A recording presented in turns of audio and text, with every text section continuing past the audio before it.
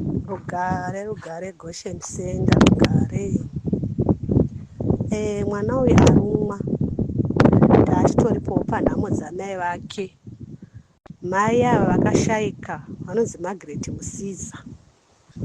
Kuno kumutowa ei neguvano ei. Saka takachengeta mai vakwe nezuro taitovapo.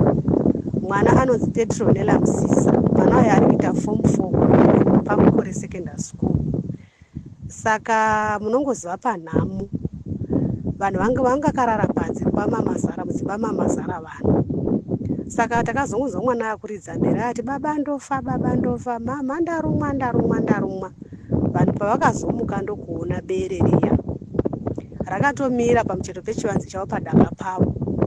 Ndopavakatomhanya nemwana kukiriniki waMukore usiku ihwohwo kumapasti 12 vachisvika kukiriniki mwana akabaiwa injection ipapo. Asi vakati ivo mhanyai kwanyika munotenga mushonga wetetanus kuitira kuti pamwe ingaita rabies. Saka vanhu vaMwari tabvapo asi tichingoona kuti situation yanga iripo yainaumira zvakanaka. Baba havana kana pekutangira. Mai vakavigwawo nezuro ipapo. Munongoziva paitika nhamo kuti mari dzinobuda ende nenguva yavakagara neurwere yanga yareba vari muSilvera Hospital. Saka mari chaiyo zveshuwa hapana. Tarwadziwa vanhu vaMwari, tarwadziwa zvisingaiti usiku ihwo hatina kana kuzomborara. Inda nditoripowo panhamo ipapo ndichangotosvikawo pamba pangu manje. Ndo chimiro chiri kwaMusiza. Vanhu vaMwari dai Mwari watibatsira.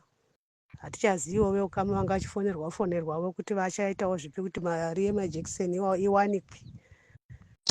Mapere acharura kunoko. Azobva ipapo razoenda futi pane umwe musha paSabhuku paMuchokore.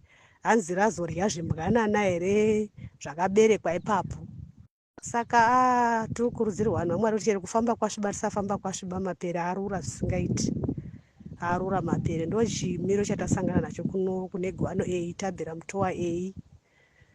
Margaret Musiza ndo wakashaika. Ndo mai vake takavachengeta nezuro.